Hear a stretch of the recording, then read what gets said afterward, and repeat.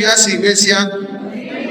Espero que se encuentren muy bien. La verdad es un gozo, una alegría poder estar aquí enfrente de ustedes en esta oportunidad más, en un día glorioso, maravilloso, como lo es cada domingo. A ver, debemos eso, usted se anhela, se goza, pero al menos yo me alegro cada vez que llega el día domingo. ¿Usted no? Sí, así es. Aunque por ahí estén los amigos adventistas diciendo, no, que el domingo es la marca de la bestia. No, el domingo es el día del Señor. De los primeros siglos, el primer día de la semana, el día domingo es conocido como el día del Señor. Amén. Así que nos alegramos, nos gozamos de estar aquí enfrente de ustedes. Y la verdad, hoy día tenemos un tema sumamente importante para poder reflexionar, así que me gustaría que abran sus Biblias, por favor, en la segunda carta a los Corintios, capítulo 13, versículo 5.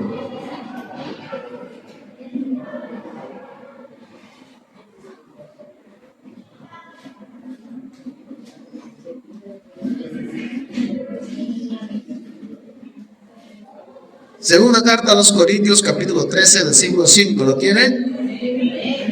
¿Lo tiene o no tiene? Muy bien. Dice de esta manera en versículo 5 del capítulo 13 de la segunda carta a los Corintios, dice, examinaos a vosotros mismos si estáis en la fe, probaos a vosotros mismos, o no os conocéis a vosotros mismos que Jesucristo está en vosotros, a menos que estéis reprobados. Lo vemos una vez más, ¿sí? Examinaos a vosotros mismos si estáis en la fe, probaos a vosotros mismos, o no os conocéis a vosotros mismos que Jesucristo esté en vosotros, a menos que estéis reprobados. ¿Ven? No sé si han tenido quizá la oportunidad, según a los Corintios, capítulo 13, versículo 5. Capítulo 13, sí, versículo 5. No sé si han tenido quizás la oportunidad de poder leer toda la segunda carta a los Corintios. Si no han tenido la oportunidad, de recomiendo, les aconsejo que lean toda la segunda carta a los Corintios. Es una carta maravillosa. La segunda carta a los Corintios lo constituye a uno de los escritos paulinos más personales y defensivos del apóstol Pablo. Todos aquellos que hemos leído incluso por ahí el libro de Hechos, en el capítulo 18, si recuerdan bien, sabemos que fue precisamente el apóstol Pablo quien comienza esta congregación. Y sabemos que pues la iglesia que estaba ahí en Corinto se caracterizaba por algunas cosas de manera particular. En primer lugar, se caracterizaba por tener una pluralidad cultural. En segundo lugar, se caracterizaba por tener un gran comercio y además también por un trasfondo profundamente inmoral. Todo eso se veía ahí en este lugar de Corinto. La iglesia había recibido dones espirituales, como lo vimos en la primera carta, pero también se había visto seducida por divisiones, inmadurez y cuestionamientos incluso a la autoridad apostólica de Pablo. Si ustedes recuerdan la primera carta, vemos a la iglesia llena de dones, ¿recuerdan? No. Por ejemplo, en el capítulo 12 se nombran los dones del Espíritu Santo, pero también en el capítulo 14, por ejemplo, vemos la exhortación de cómo poder regular esos dones. Y esa primera carta es una carta exhortativa, lleva a la iglesia a poder regular ciertas cosas en las que estaban fallando.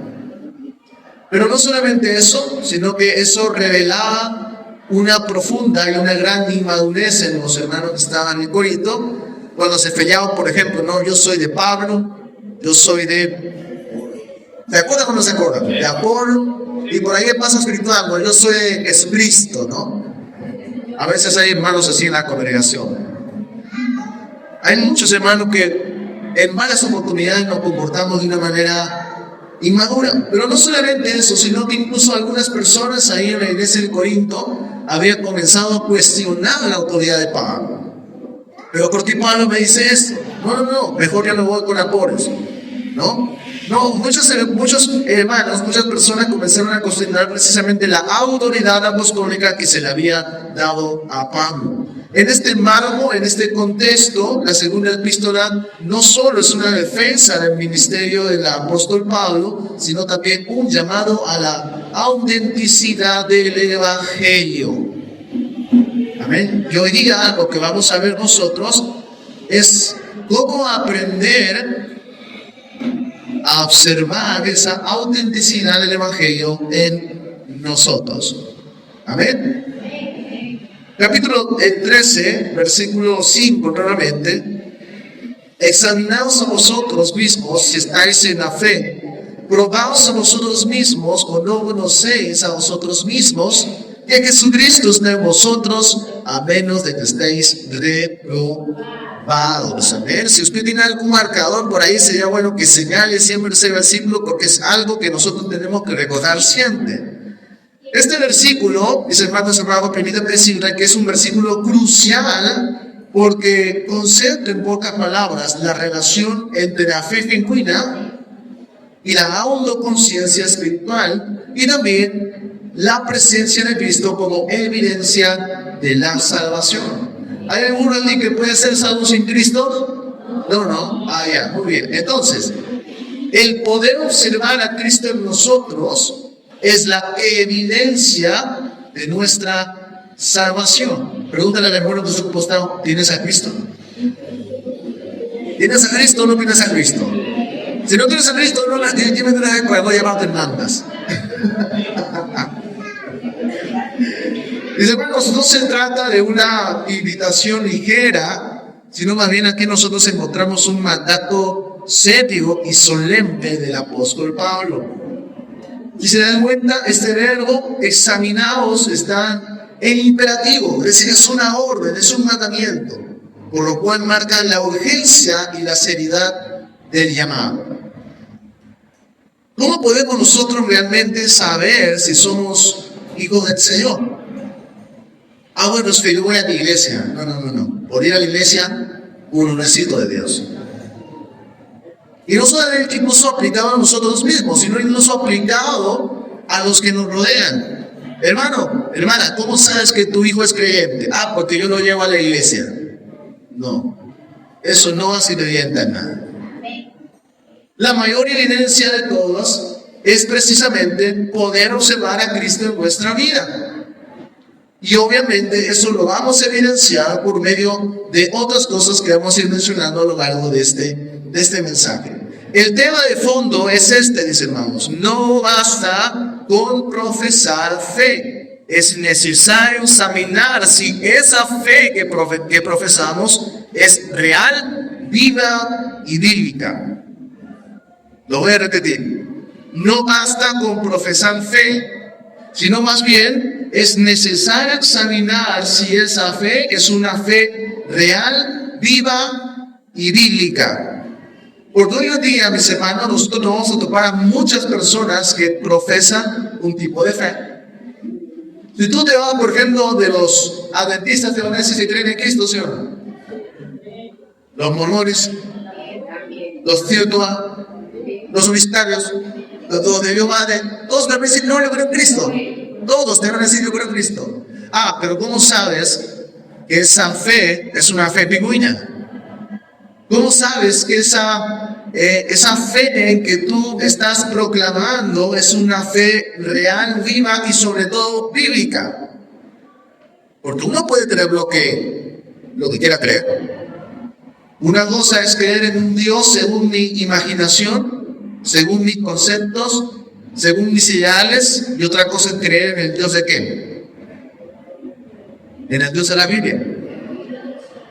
Es por eso necesario que nos examinemos para ver si nuestra fe es una fe real, viva y bíblica. Rápidamente le comento algo con respecto al contexto de la segunda carta a los Corintios. En los capítulos previos de este capítulo 13, Pablo había advertido a los hermanos en Corinto que cuando fuera no quería tener que disciplinarlos severamente. Esto lo encontramos en el capítulo, en ese mismo capítulo, en el capítulo 13, en el versículo 2. Además le dice que no les faltará, ojo aquí, evidencia de que Cristo habla por medio de él. Con esto también defendiendo su apostolado en el versículo 3. En este marco, mis hermanos amados, el examen no debía hacerse sobre la validez del apóstol Pablo, sino sobre la autenticidad de la fe de ellos mismos. Se lo voy a decir con otras palabras. Los hermanos en Corinto, o bueno, mejor dicho, algunos hermanos en Corinto, estaban cuestionando a Pablo, pero en realidad lo que va a hacer Pablo aquí es dirigir esos cuestionamientos, los va a dirigir a ellos mismos. Es decir, Pablo va a poner énfasis en, no me cuestiones a mí, yo solamente hago lo que Dios me dice. Ahora más bien examina de ti. Entonces Pablo va a llevar ese cuestionamiento de él hacia los hermanos mismos. Y me gustaría que observemos con cuidado este versículo. Vámonos al versículo 5, por favor. Examinaos a vosotros mismos si estáis en la fe, probaos a vosotros mismos, o no conocéis a vosotros mismos que Jesucristo está en vosotros, a menos que estéis reprobados. Ahí nosotros encontramos en primer lugar esa palabra examinaos, ¿la ven?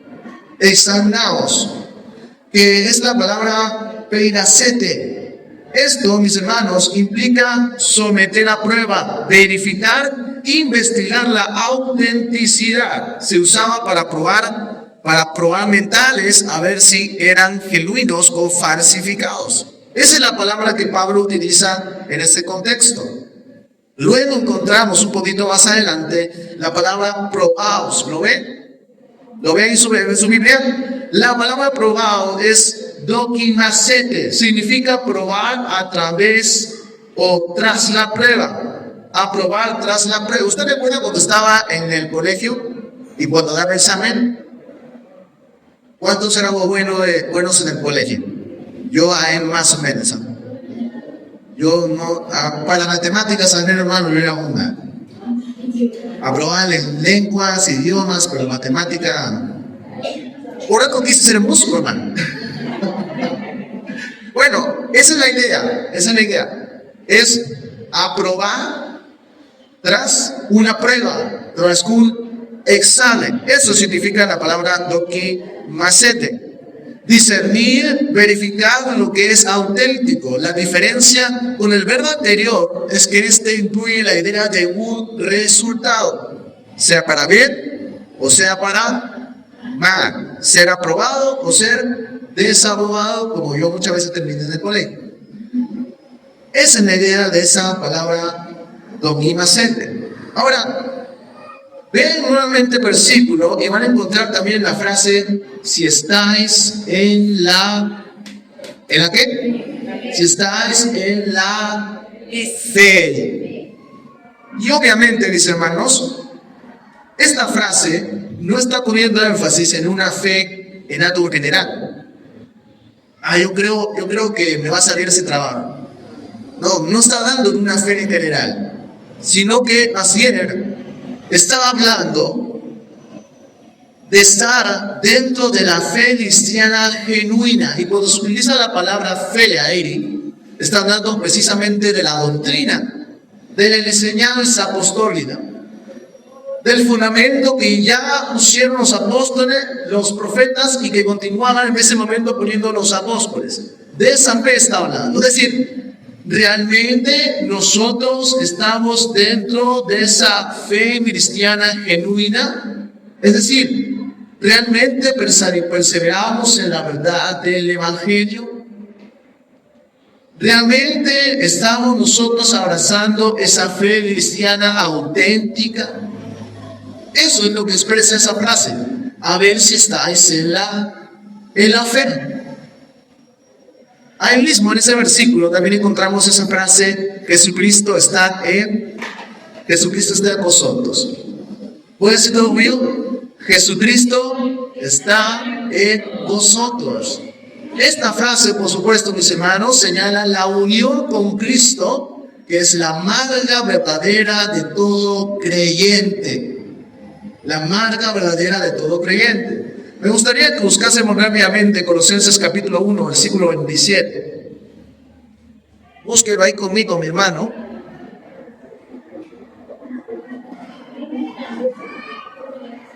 Colosenses capítulo 1, versículo 27 dice lo siguiente: a quien Dios quiso dar a conocer las riquezas de la gloria de este misterio entre los gentiles, que es ¿quién?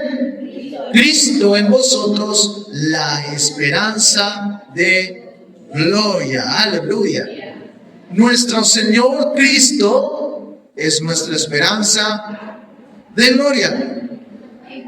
Cuando nosotros tenemos un encuentro personal con Cristo, no solamente nosotros venimos a morar en Él, sino que Él también viene a morar en nosotros.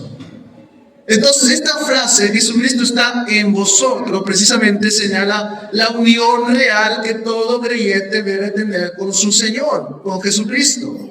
Esto es precisamente lo que valida la autenticidad de nuestra fe. Pero además al final del versículo encontramos la palabra reprobados, ¿no es? La palabra reprobados, que es la palabra adokimoi, que significa no pasar la prueba. Es decir, como un metal que es rechazado por no tener la pureza requerida. ¿Ok? Entonces ahora ya sabe, cada vez que usted jalaba en el colegio en un examen, usted era adokimoi, era reprobado. El punto central de este versículo, mis hermanos, es el llamado no a la introspección vacía ni a una duda enfermiza. Es decir, Pablo no te está llevando a que dude de tu salvación en todo el tiempo, sino más bien que Pablo nos está llevando a hacer una evaluación de nuestra fe a la luz de la verdad de Dios. Ahora la pregunta que debemos hacernos todos nosotros: ¿está Cristo en nosotros o no está Cristo en nosotros? ¿Está Cristo en nosotros o no está Cristo en nosotros? Bueno, para tener un resultado tenemos que ¿qué? Examinarnos, tenemos que probarnos. De lo contrario, usted está dando un resultado apresurado. Entonces, mis hermanos, eso es a lo que precisamente está llamando el apóstol Pablo a los hermanos en Corinto y a lo que nos está llamando el día de hoy. Hermanos, el llamado a examinarse en realidad no es algo novedoso. Si usted va, por ejemplo, vaya conmigo a Lamentaciones capítulo 3, versículo 40. Vamos a ver unos versículos en esta mañana, ¿ve? Lamentaciones capítulo 3, versículo 40. Usted va a encontrar ahí un llamado específico. Amén. Se lo tienen diciendo fuerte amén, ¿sí? Lamentaciones capítulo 3, versículo 40. ¿Lo tienen? Amén. Dice: escudriñemos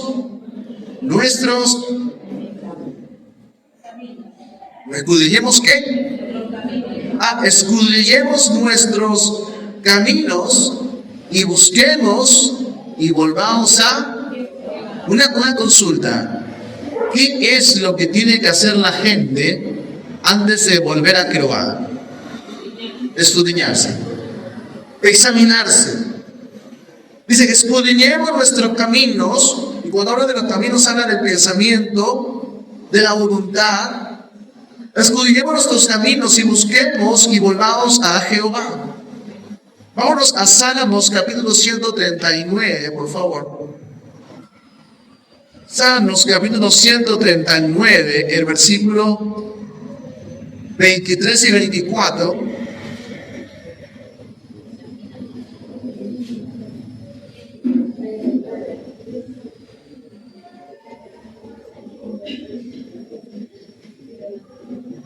Salmos capítulo 139, versículo 23 y 24, dice lo siguiente: examíname, oh Dios, y conoce mi corazón, pruébame y conoce mis pensamientos, y ve si hay en mi camino de perversidad y guíame en el camino eterno. Amén. Examíname, oh Dios, conoce mi corazón. No sé si alguna vez hemos orado de esa manera, hermanos. ¿Alguna vez hemos orado de esa manera?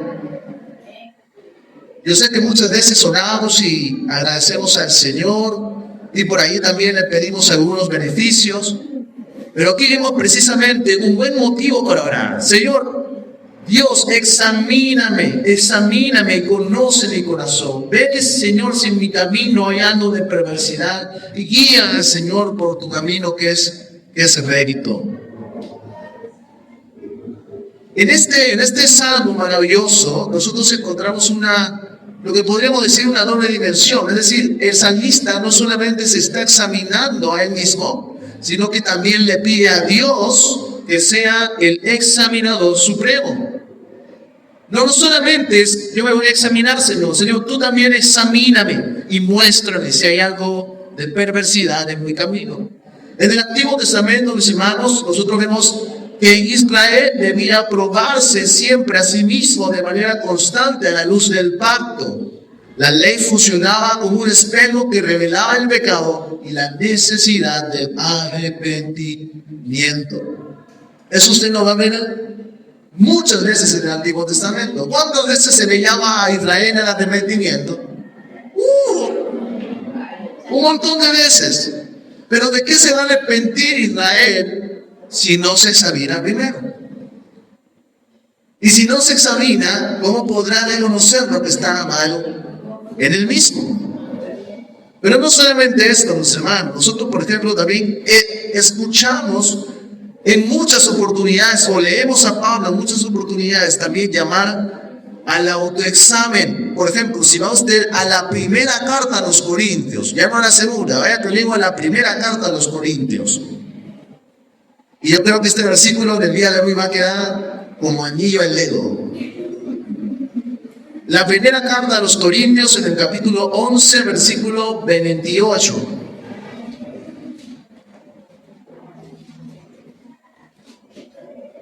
Primera carta a los Corintios, capítulo 11, versículo 28. ¿Lo tienen? Amén. Dice de esta manera. ¿Qué dice? Examínese, pues, cada uno a sí mismo. ¿Qué más? ¿Qué más, hermanos? Y coma así el pan y beba de la copa. Hasta ahí nomás. Examínese cada uno a sí mismo y coma así el pan y beba de la copa. ¿En qué contexto está diciendo Pablo esto? Ustedes no saben. ¿Qué se refiere a el pan y a la copa? ¿Por qué Pablo está llamando al pueblo a examinarse antes de participar del pan y de la copa? ¿Por qué? Porque Pablo quiere que nosotros lleguemos a una limpia conciencia y participemos de la cena del Señor de manera digna, que es lo que dice en el contexto. Pablo nos está sugiriendo o nos está ordenando. ¿Esta es una sugerencia o es un orden? ¿O es una orden? Es un mandamiento, es una orden. Es necesario, hermanos, que nosotros nos examinemos antes de participar de la cena del Señor, porque incluso ustedes sabrán que en ese mismo contexto Pablo señala que algunas personas participando indignamente de la mesa del Señor ya duermen, ¿no? Ya saben a qué se refiere con la palabra o con la expresión dormir. No busquen más, pero se lo señalo yo también, a ver si lo apuntan por ahí, nada para que lo busquen en casa. En Gálatas capítulo 6, versículo 4, también encontramos algo similar, cuando Pablo dice: cada uno someta a prueba su propia obra. Gálatas capítulo 6, versículo 4.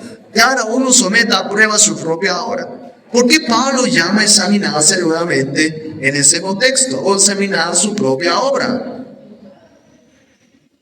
En Romanos capítulo 8, versículo 9, también Pablo dice lo siguiente: si alguno no tiene el Espíritu de Cristo, no es de él.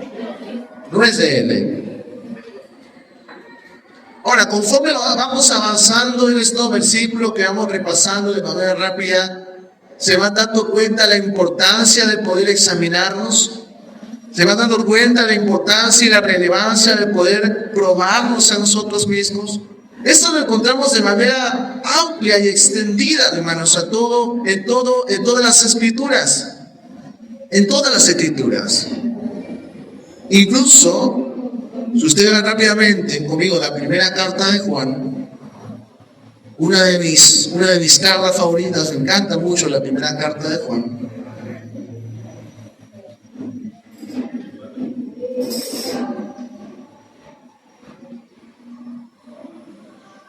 Si no conmigo, al capítulo 2, versículo 3 al 6, dice lo siguiente. Primera carta de Juan, capítulo 2, versículo 3 al 6, dice: y en esto sabemos que nosotros le conocemos, si guardamos sus mandamientos. Y presta atención a lo que dice aquí. El que dice, yo le conozco, y no guarda sus mandamientos, el tal es mentiroso, la verdad no está en él. Aquí viene un contraste, en el versículo 5, el contraste.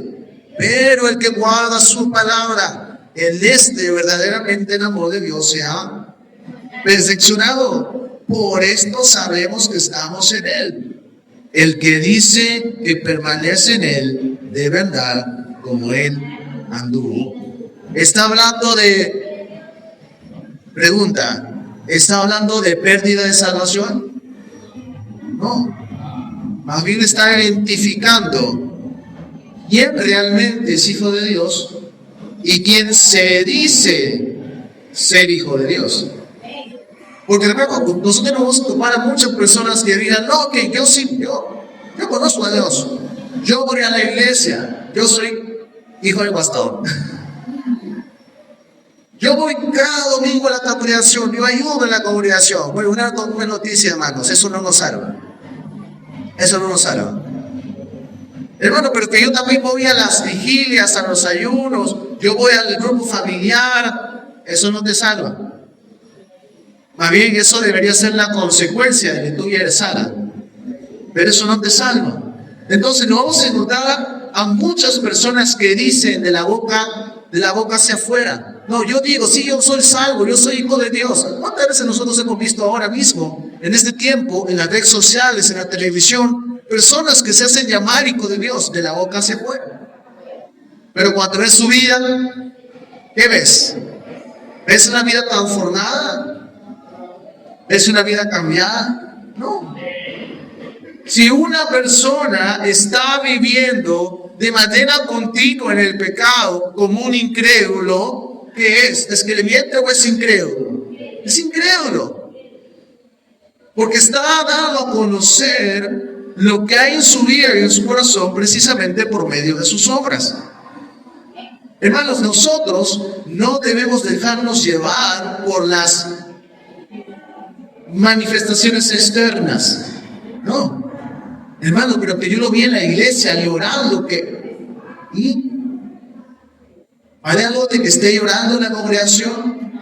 Si luego su vida la vive como un incrédulo. No, pero que hermano, yo vi que cayó el poder. ¿Y su vida? Hermano, mire, déjame decirle algo. Toda persona que tiene un encuentro genuino y real con el Señor, tiene una vida transformada. Es imposible que el hombre tenga un encuentro con Dios y siga viviendo la vida perdida que vivía antes. Es imposible. Toda persona que ha nacido de Dios, toda persona que ha sido hecha una nueva criatura o una nueva creación, toda persona que ha sido regenerada en el poder del Espíritu, tiene una vida cambiada. No perfecta, pero sí cambiada. Porque cuando nosotros estábamos lejos del Señor, nosotros estábamos muertos en en el pecado, en nuestros delitos y pecados. Pero una vez que hemos tenido un encuentro con Jesús, con el Señor, el Rey de Reyes, ya no estamos muertos en nuestros pecados. Estamos muertos al pecado. Romanos capítulo 6, versículo 1 y 2. Entonces hay un cambio, hermano. Hay un cambio. Y ese cambio no lo vemos nosotros.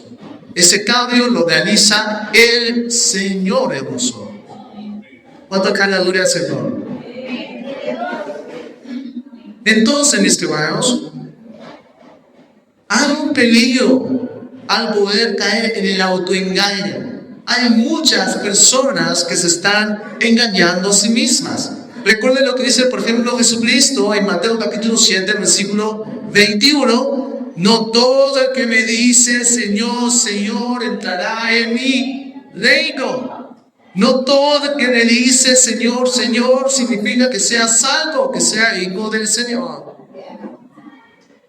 En Lucas capítulo 6, no lo busquen, apúntenlo nada más, 43 a 45, también se nos muestra que el fruto revela la naturaleza del árbol.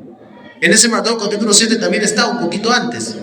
El fruto revela la naturaleza del árbol. Si el árbol es bueno, ¿qué dará? Fruto bueno. Si el árbol es malo, ¿qué dará? Fruto malo. Y viene la declaración contundente de Jesús y dice, el árbol bueno no puede producir fruto malo, y el árbol malo no puede producir fruto bueno, porque lo da según su propia naturaleza. Es necesario haber nacido de Dios para poder dar fruto bueno. Entonces, hermanos, hoy en día nosotros estamos viviendo una época en la cual el evangelio se predica de una manera muy superficial, de una manera muy light. Y cuando el evangelio se predica de una manera muy superficial, ¿qué tendremos? ¿Verdaderos creyentes?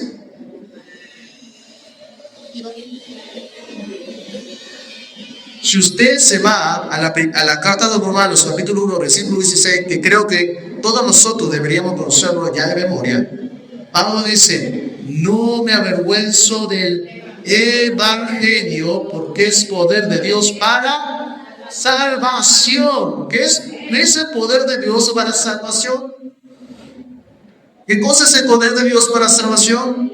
Solamente el evangelio. Y vemos en muchas congregaciones donde ponen énfasis en otra cosa, pero no en el evangelio. En otro grupo donde se pone énfasis en otras cosas, pero no en el evangelio. Se prioriza, no sé, ustedes han visto incluso en las redes sociales, el show que va a haber en la plataforma de la iglesia. Hermanos, sin el evangelio, las vidas no pueden ser transformadas. Si nosotros queremos ver vidas cambiadas, vidas transformadas, eso únicamente se va a dar por medio del evangelio. Permíteme ser un poquito más claro, hermano. Ni siquiera tu testimonio va a cambiar a las personas.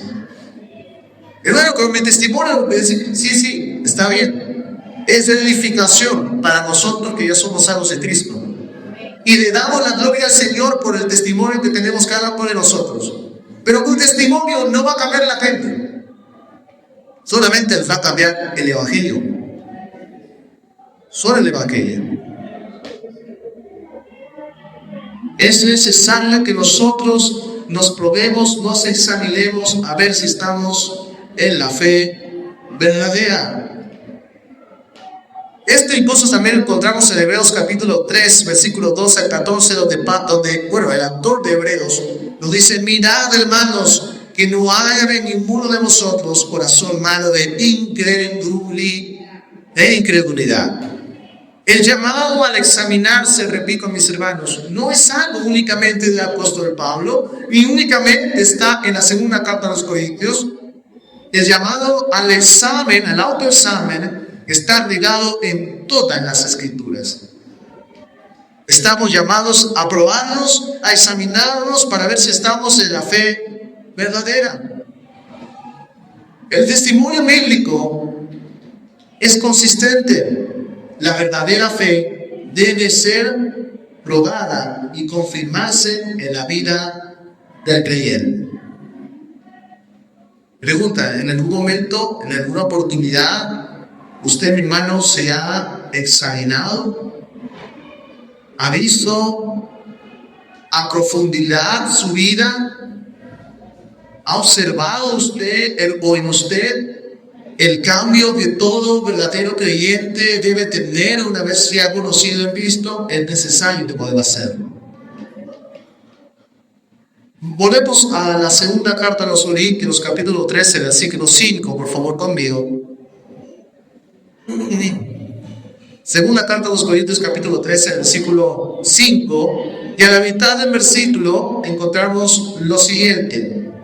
El criterio de Pablo es claro, mis hermanos, en cuanto a esto. Dice, en la pregunta, ¿no os conocéis a vosotros mismos que Cristo está en vosotros? ¿No conocéis a vosotros mismos que Cristo está dónde? Está en vosotros. Esto nos lleva al corazón de la soteriología que mantiene Pablo. Cuando estamos hablando de la soteriología, como si algún hermano quizá no sepa, estamos hablando de la salvación.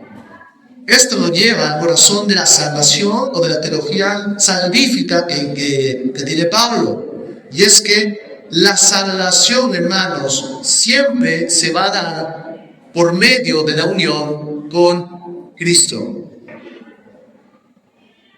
Hermano, no hay salvación sin Cristo. Si usted se encuentra por ahí a una persona que está intentando ser salva o ganarse el cielo por medio de sus obras y por medio de sus méritos,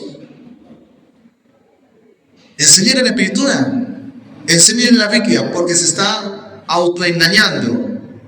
No hay salvación sin Cristo. No hay salvación fuera de Cristo. Jesús dijo, yo sé que ustedes lo conocen, yo soy el camino, la verdad, ¿y qué más? Y la vida. Nadie viene al Padre si no es por mí. Pregunta, ¿hay otro camino? No. ¿Hay otra verdad? ¿Hay otra vida? ¿Hay otra manera de poder llegar al Padre? No lo hay. No lo hay. Únicamente en Cristo. Cristo en nosotros es la esperanza de gloria. Todos tenemos al Señor en nuestro corazón. Ponle otro por ese manito. ¿Tenemos al Señor o no tenemos al Señor? Amén. Con confianza, hermano. Con confianza. Tenemos al Señor y Cristo en nosotros es nuestra esperanza de gloria. Cristo es nuestra esperanza de gloria. La salvación, mis hermanos, no es solo un perdón externo, como muchas veces nosotros perdonamos. No siento perdón, pero no quiero aguantarlas. No es un perdón externo, sino que es la presencia misma de Cristo en vuestro interior. Eso es una salvación. Cuando nosotros tenemos un encuentro personal con Cristo y Él viene a morar en nosotros y su Espíritu con Él, en ese momento nosotros hemos alcanzado salvación. Ustedes saben que la evidencia también en cuanto a la salvación es que Cristo nos ha dado un sello, una garantía. ¿Cómo se llama? El Espíritu de Dios. Esto lo encontramos en Efesios capítulo 1, versículo 14 y en Romanos capítulo 8, versículo 16. Además de eso también vemos que el fruto es una consecuencia de tener a Cristo en nuestra vida. Si usted lee, por ejemplo, Gálatas capítulo 5, vaya rápidamente conmigo a Gálatas capítulo 5.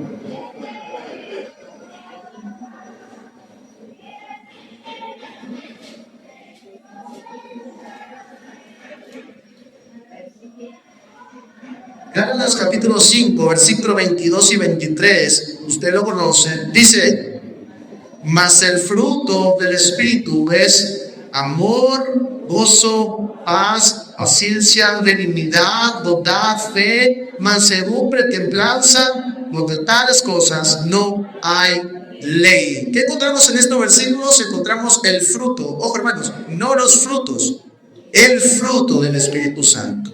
Y ese fruto precisamente comienza a brotar en nosotros cuando nosotros tenemos a la persona del Espíritu Santo y a Cristo en nuestras vidas. ¿Será que algún incrédulo puede experimentar el fruto del Espíritu Santo? No, no puede. Es imposible. Es imposible. Hemos visto casos de hermanos que los ofenden, los insultan, los menosprecian. ¿Y qué hace el hermano? ¿Responde como un incrédulo? Eso no es obra de él, eso es obra del Espíritu Santo. Cuando vemos, por ejemplo, primeramente en este momento, vemos a Esteban, el primer mártir de la iglesia, siendo apedreado. No solamente no hace nada, sino que Esteban levanta los ojos y dice: Padre, no les tomes en cuenta este pecado. No me digan que eso es algo normal. No, eso no es algo que le pertenece al hombre. El hombre natural no puede hacer eso.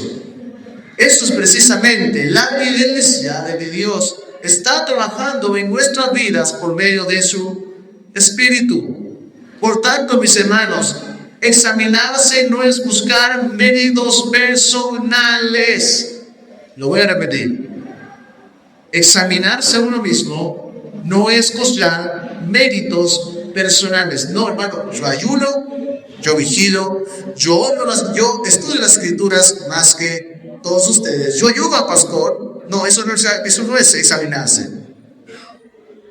Porque si nosotros vamos por ese lado, mis hermanos, entonces lo que tú estás queriendo es tener una salvación por obras. Y la salvación no es por obras. La salvación es únicamente por gracia. Por gracia. El examen no es buscar mérito propio, sino ver la realidad de Cristo. Y si la realidad de Cristo habita en nosotros y por ende tenemos el fruto de su Espíritu. Es reconocer que todo lo perteneciente a mí es malo y todo lo bueno que yo pueda hacer es únicamente por su gracia. Es únicamente porque, como dice Pablo también en sus cartas, porque Él produce en mí el querer como el hacer. Es porque Él me ha cambiado, es porque Él me ha transformado. No, eso no es perteneciente a mí. Eso no es parte de mí mismo. Si hoy nosotros podemos perdonar de una manera genuina, si nosotros podemos amar de una manera genuina, si podemos orar sin esperar nada a cambio, no es por nosotros, es por Cristo. Si tú piensas, mi hermano, mi hermana, que eso es un mérito tuyo, estás completamente equivocado. Examinarse es ver si la verdad de Cristo habita en nosotros y produce precisamente ese fruto.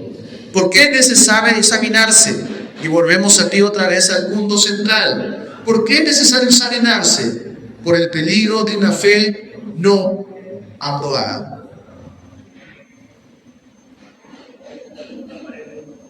Hay peligro de poder tener una fe no aprobada. Hermano, pero yo vengo a la iglesia. Pero eso no muestra una fe genuina. Si yo recordé rápidamente, mis hermanos amados, lo que vemos en unos pasajes de las Escrituras, váyanse conmigo, por ejemplo, a Mateo capítulo 13. A ver, rápidamente conmigo. Sé que los estoy llevando a varios pasajes, pero es importante para mí poder resaltar esta parte. Mateo capítulo 13, en el versículo 20.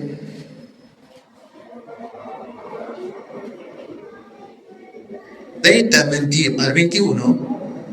Amén, ¿lo tienen? Mateo capítulo 13, versículo 20 al 21 dice: y el que fue sembrado en pedregales, estamos en la parábola del sembrador.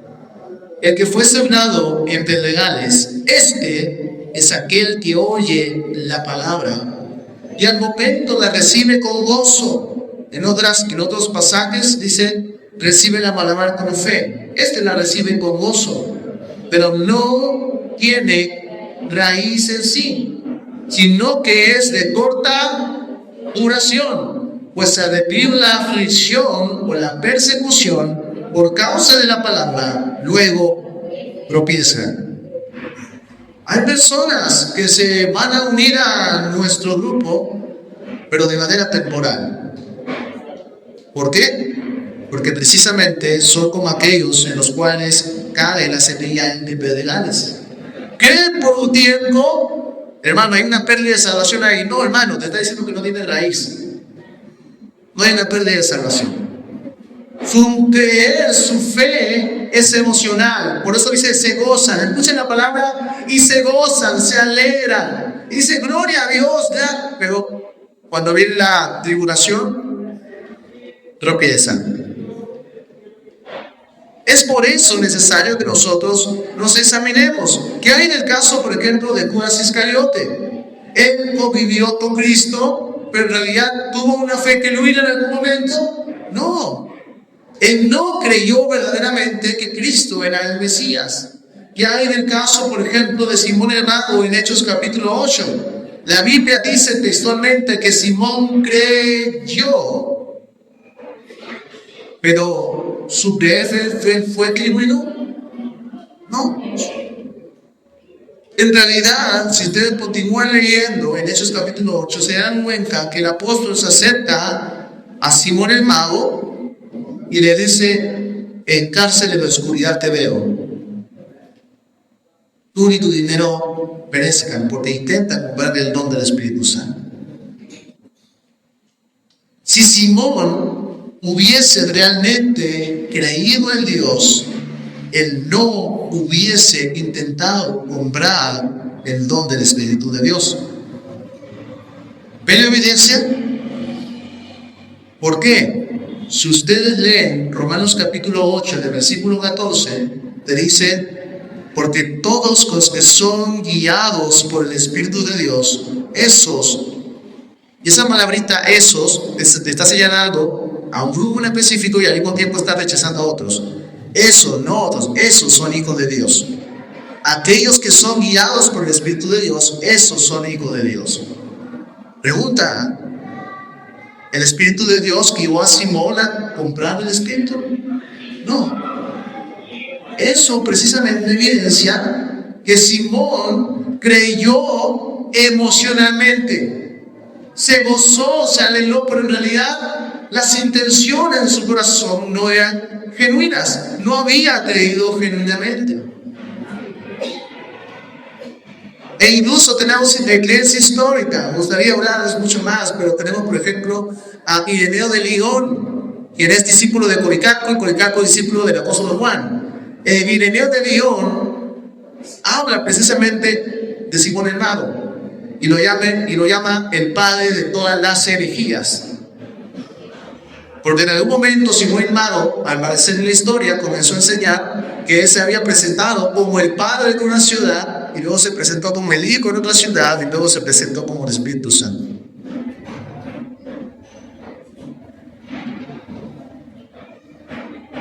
¿Qué hay de los falsos maestros?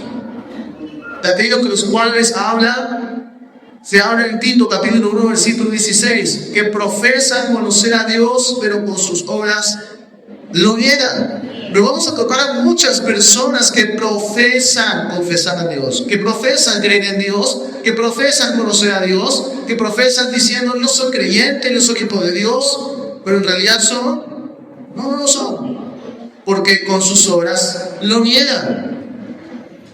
Y me gustaría ir a un pasaje en particular, Mateo capítulo 7,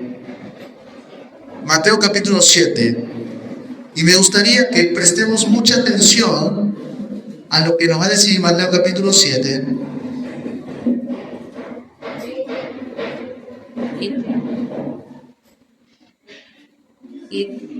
Mateo capítulo 7,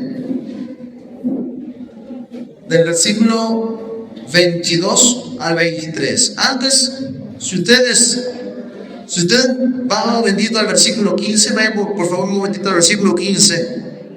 Jesús va a decir lo siguiente: guardaos de los falsos profetas que vienen a vosotros con vestidos de ovejas, pero por dentro son lobos.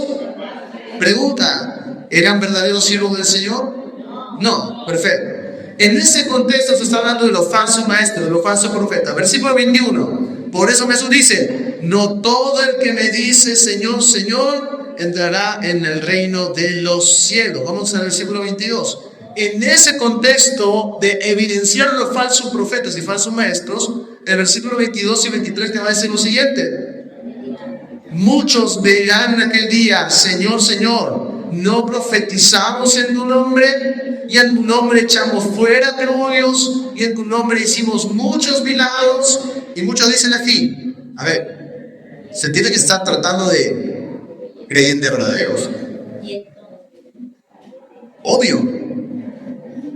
Porque si me están diciendo que estos hombres están diciendo que ellos profetizaron en el nombre del Señor, que echaron fuera demonios en el nombre del Señor, que en el nombre del Señor hicieron muchos milagros, tienen que ser creyentes. Pero vamos a ver cómo Jesús los desnuda y muestra realmente quiénes son. Versículo 23. Y responde Jesús, y entonces me declararé, nunca os conozco. ¿Qué significa nunca? A ver, hermanos, ¿qué significa nunca? Jamás. En otras palabras, en ningún tiempo posible. Eso significa nunca. Ni antes, ni en el presente, ni en el futuro. Nunca os conocí. Apartados de mí, hacedores de maldad. Y esa frase, hacedores de maldad, está haciendo referencia a lo que también Juan llama, por ejemplo, en su primera carta, en el capítulo 3, versículo 9, versículo 8 dice que aquel que practica el pecado le es del diablo. Pregunta, estos que decían profetizar, echar fuera demonios, hacer milagros en el nombre del Señor, ¿eran verdaderos creyentes o no? ¿Eran verdaderos creyentes o no? Hermano, estamos escuchando a Jesús. Nunca os conocí. Nunca. El Señor no dice, bueno, como fallaron, que quede conocerlo. No, nunca os conocí. Nunca tuvieron una relación personal con el Señor. Nunca tuvieron una intimidad con el Señor. Y el Señor los termina desnudando mucho más al final. Apartados de mí, hacedores de maldad, practicantes de iniquidad, dicen otras versiones. No, estos no son siervos del Señor. Ahora, usted se imagina, pongámonos un momentito en los zapatos de estas personas. Usted se imagina llegar delante de la presencia del Señor y decirle, Señor, en tu nombre hice milagros, eché fuera demonios, profeticé, pero que luego el Señor me diga, nunca te conocí. Apártate de mí, hacedor de maldad. ¿Cuál es el impacto y la sorpresa que van a tener muchas personas como estas? Porque, hermanos, el día del juicio van a haber muchas personas como estas. Y se van a llevar la mayor sorpresa de sus vidas cuando se den cuenta que en realidad ellos profesaban a alguien que no conocían. Que ellos decían, no, sí, aquí está la gloria del Señor, aquí está la presencia del Señor. Pero en realidad nunca conocieron al Señor. No, peor, el Señor nunca los conoció a ellos. Usted ve ahora la importancia de poder examinarse. Porque creo yo que ninguno de nosotros quisiera estar o terminar en los zapatos de estos hombres. Ninguno de nosotros. Creen por años y años y años que soy hijo de Dios, pero a la hora de la hora, al estar frente del Señor, el Señor me desnuda completamente y me dice, nunca te conocí, apártate de mí, hacedor de maldad. Eso debe ser muy fuerte. A veces trato de imaginar esta escena y me imagino el rostro de estas personas con con una expresión de horror tan grande por creer durante toda su vida que eran realmente creyentes, pero en realidad nunca lo fueron. Por creer que realmente predicaban a un Dios, al Dios verdadero, pero en realidad predicaban a un Dios falso.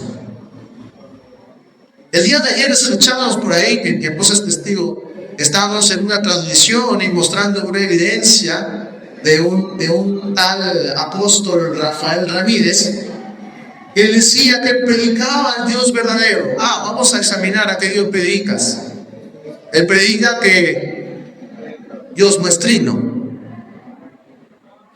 Y él predica que Dios es un Dios femenino. ¿Ese será el Dios de la Biblia? ¿Ese será el Dios de las Escrituras? No, Señor, llénate la boca diciendo que tú predicas al Dios verdadero, pero eso no es el Dios verdadero. Esas personas son precisamente aquellas que dicen: Señor, hicimos en tu nombre. Y Jesús dice: no, apártate de mí. Nunca te conozco. Eres un hacedor de maldad, eres un practicante de iniquidad. Nunca tuve una relación personal contigo. Es necesario que nosotros nos examinemos. Es necesario que nosotros nos probemos a nosotros mismos. El autoexamen, mis hermanos, es un antídoto contra el corazón engañoso o contra el engaño del corazón. Ustedes recuerdan lo que dice Jeremías capítulo 17, versículo 9. ¿Qué dice? Engañoso es el corazón más que todas las cosas. ¿Y qué más? Y perverso, ¿quién lo conocerá? Ni nosotros mismos terminamos de conocer nuestro corazón. Nuestro corazón nos engaña.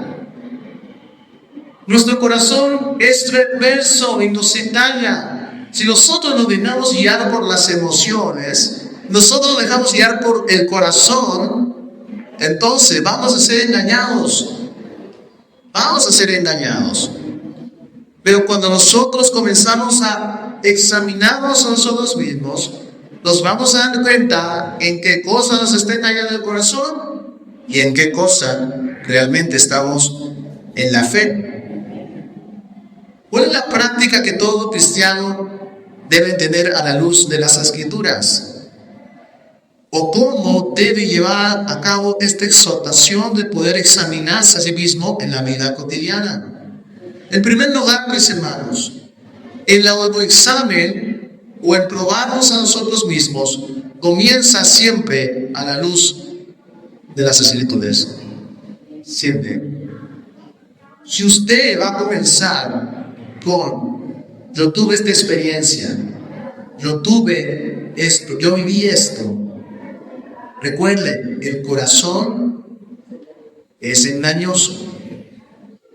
El autoexamen tiene que comenzar con la palabra de Dios. Examínese y expóngase a la palabra del Señor. La Escritura es el espejo que revela nuestro verdadero estado. Revela lo que hay en nuestro corazón. Fíjense, hermano, tenemos incluso un pasaje, si no mal recuerdo, lo dice Pedro, cuando dice que la Escritura es la espada de doble filo. Hebreos.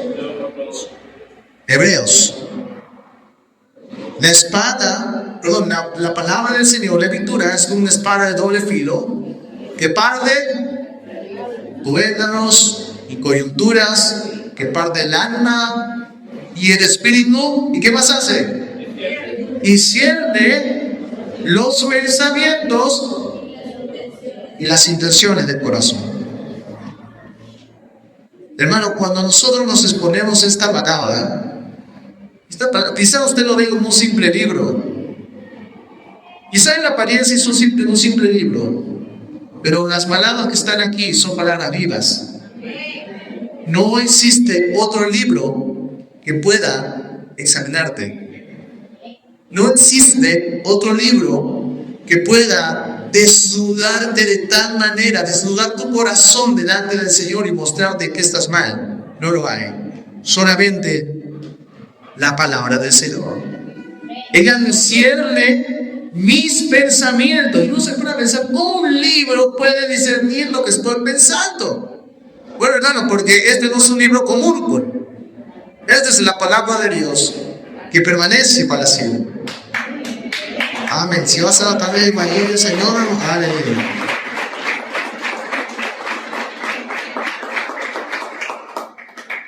La palabra del Señor es verdad y es vida. Santifícalos en tu verdad, tu palabra es verdad. Juan capítulo 17.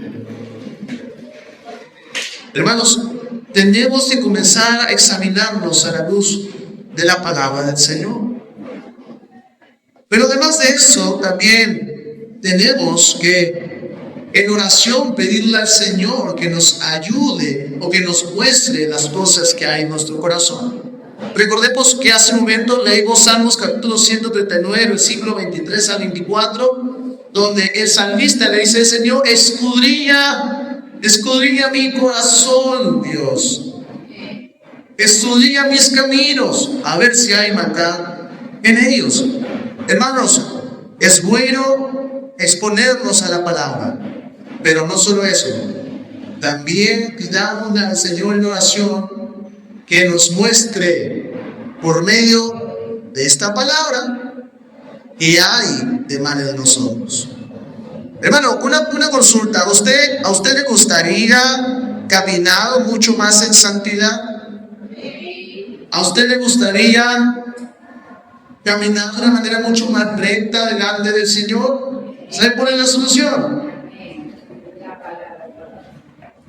Que no lea la segunda carta de Timoteo capítulo 3 versículos 16-17. Toda la escritura es inspirada por Dios y útil para, usted lo sabe, redarguir, enseñar, corregir, instruir en justicia, a fin de ser a nosotros hombres de Dios perfectamente preparados para toda buena obra. En este contexto, hermanos amados, es necesario hacernos algunas preguntas. Y de nada es que a mi intención, y le animo a que pueda hacerse estas preguntas cuando usted esté en la intimidad con el Señor. Cuando usted esté a sola con el Señor, debe hacernos preguntas como esta: ¿estoy confiando únicamente en Cristo para mi salvación? Es una buena pregunta. ¿Estoy realmente confiando únicamente en Cristo para mi salvación?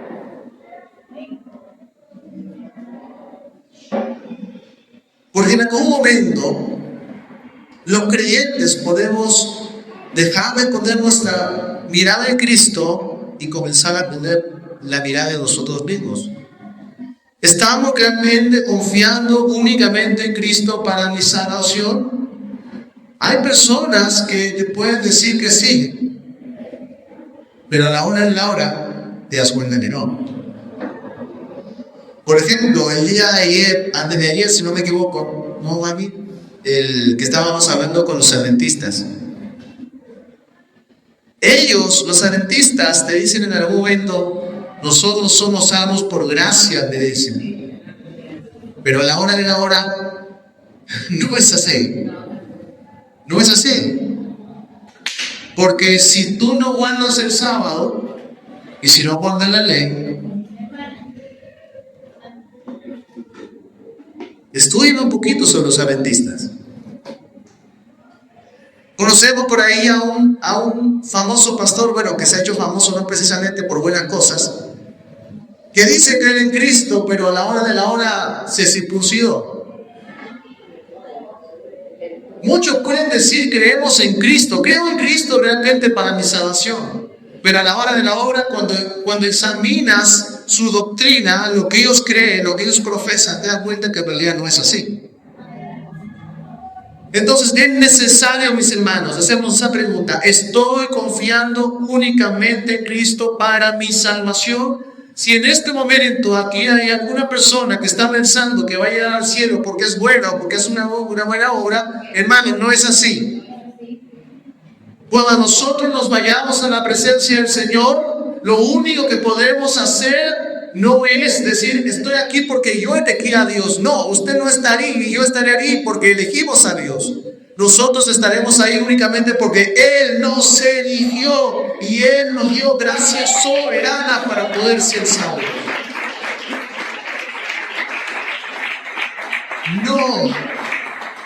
No hay ningún mérito en usted, ni en mí. Lo único que usted y yo merecemos es la condenación, la perdición. Es Cristo el único motivo por el cual podemos ser salvos. Y cuando alguien, yo no sé si a usted le pasa, hermano, pero cuando alguien trata de sumar sus obras a su salvación, a mí me da rabia. Porque lo que está haciendo es pisotear la obra de Cristo. Cuando alguien dice, yo tengo que hacer esto también para ser salvo, esa persona está menospreciando, está escupiendo la obra de Cristo. Cuando viene el ateo católico te dice, no, está bien, soy justificado por la muerte de Cristo, pero también tengo que justificarme conforme a mis obras. No, estás pisoteando la obra de Cristo. Porque Cristo es suficiente.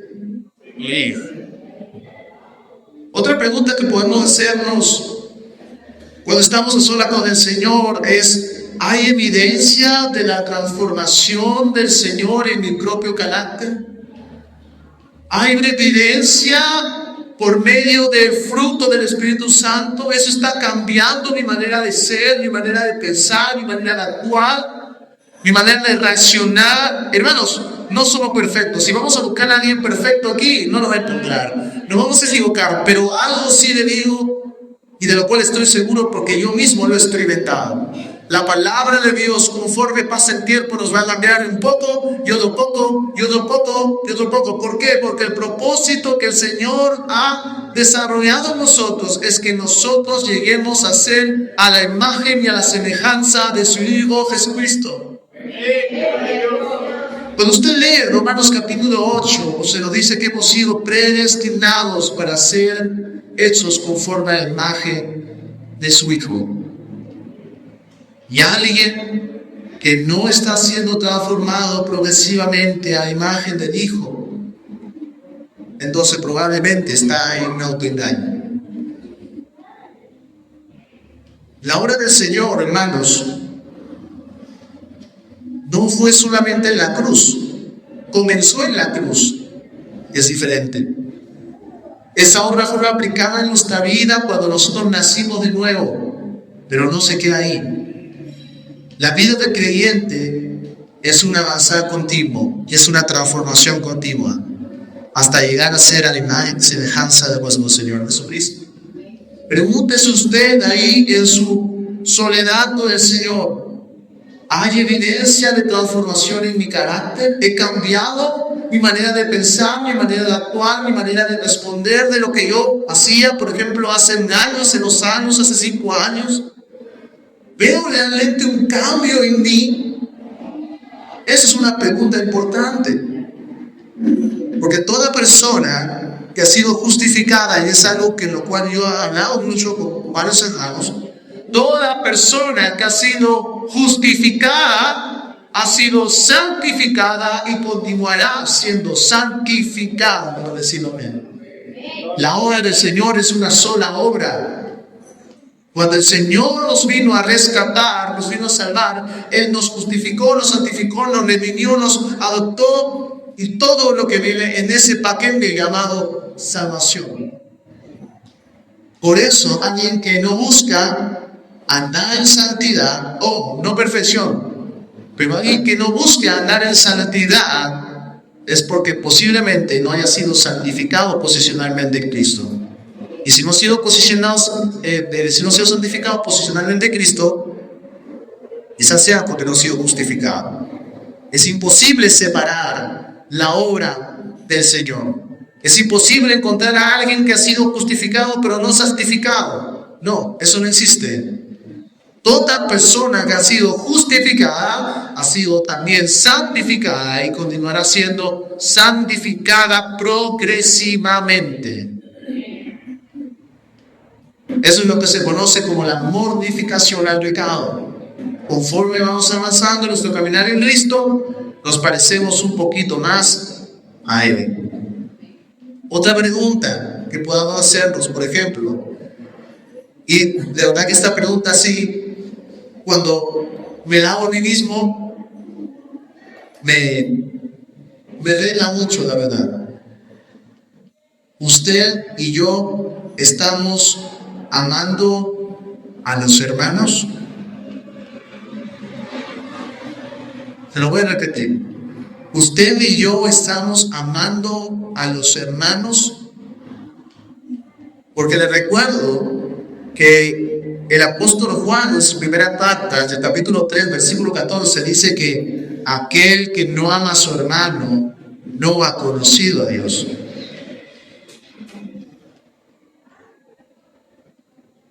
Si usted viene a la congregación, si vengo a la congregación preocupándome únicamente por mí mismo y no amo a mis hermanos, o lo hago únicamente porque, bueno, pues me toca, pero estoy aquí con mi hermano y tengo que hacerlo.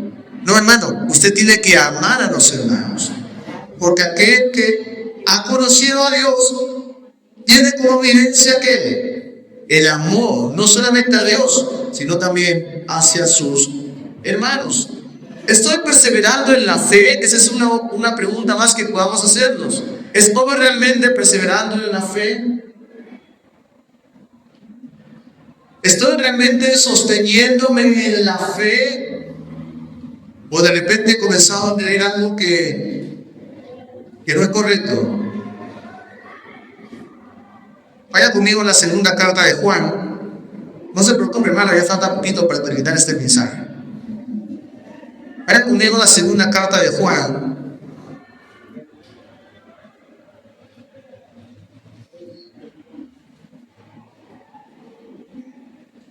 Amén, ¿nos vienen? En el versículo 9, dice lo siguiente: cualquiera que se extravía y no persevere en la doctrina de Cristo, no tiene a Dios. El que persevera en la doctrina de Cristo, este sí, no del énfasis, ese sí, recibe el otro no, ese de sí tiene al Padre y al Hijo. ¿Hay una pérdida de salvación ahí? No. El versículo no dice el que no persevera dejó de tener a Dios. No, el que no persevera no tiene a Dios.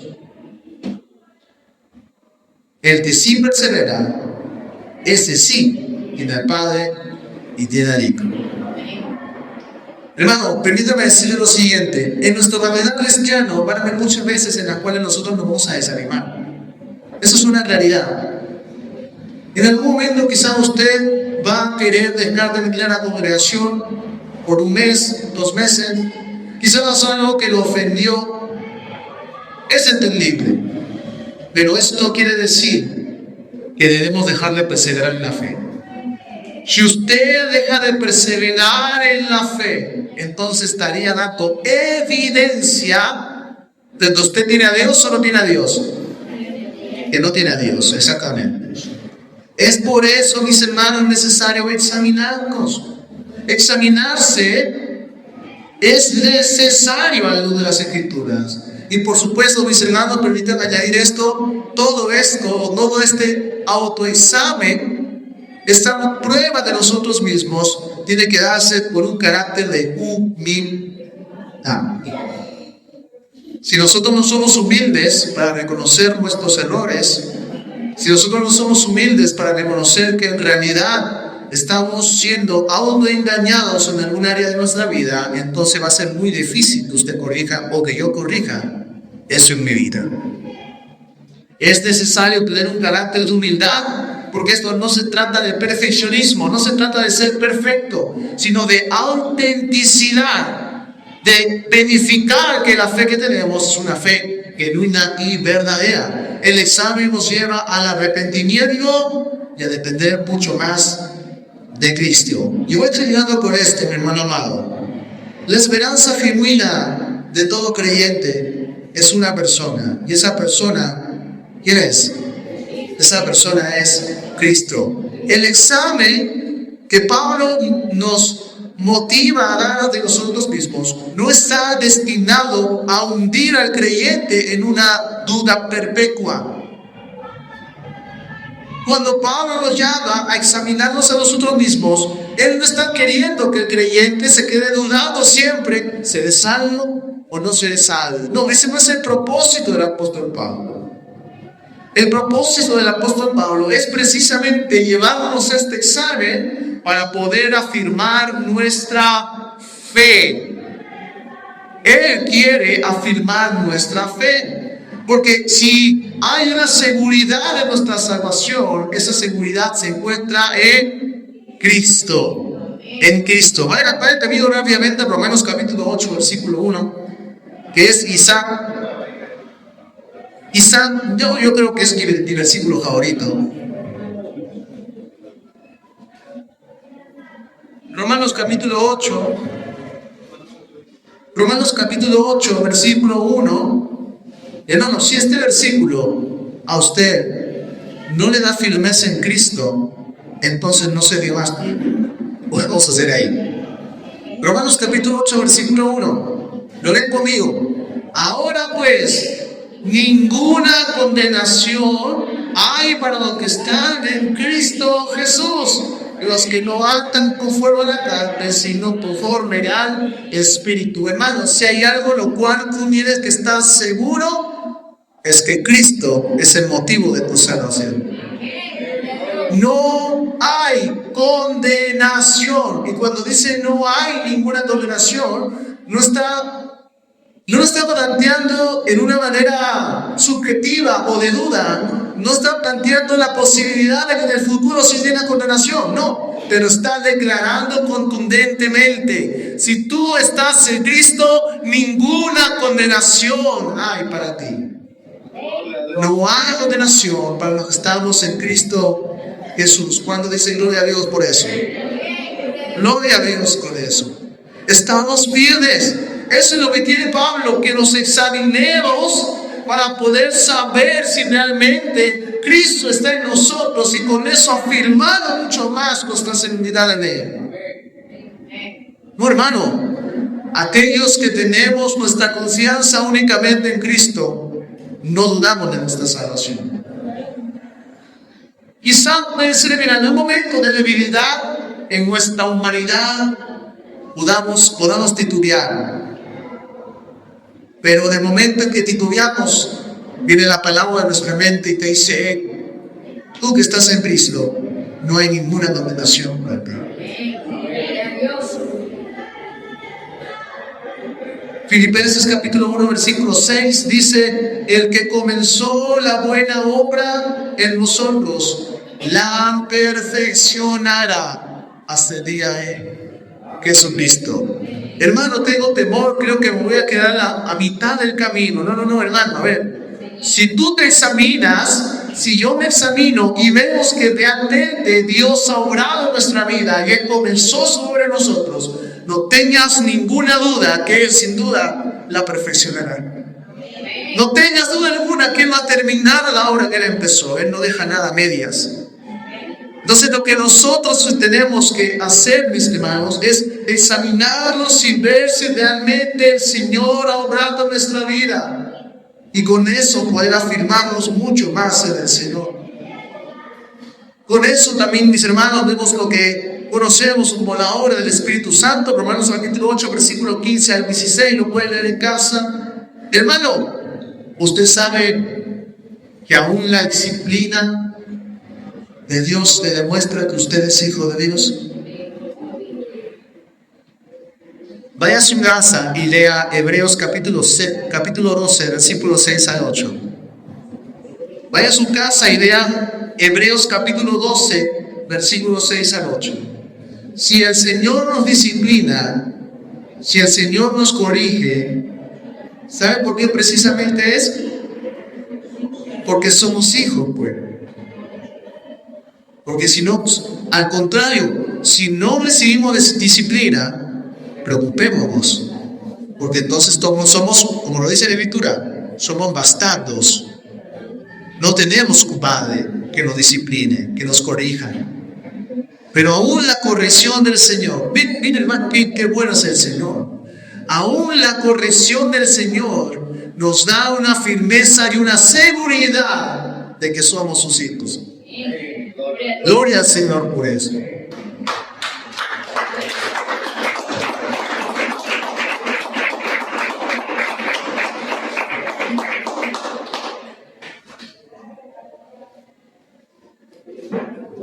El examen a la luz de la palabra es indispensable para el caminar confiadamente en Cristo. Termino con esta conclusión, mis hermanos, y no me alargo más, porque creo que se ha entendido bastante bien el mensaje. Pablo cierra su exhortación con un llamado imperativo. Examinémonos a nosotros mismos, probémonos si estamos realmente en la fe.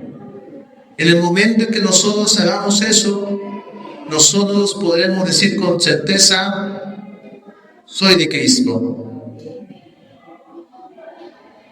Podemos decir con certeza, Cristo me ha salvado. Cristo ha orado en mi corazón. Cristo me ha dado su Espíritu y Cristo tiene reservado para mí una herencia en los cielos, como dice en la primera carta de Pedro.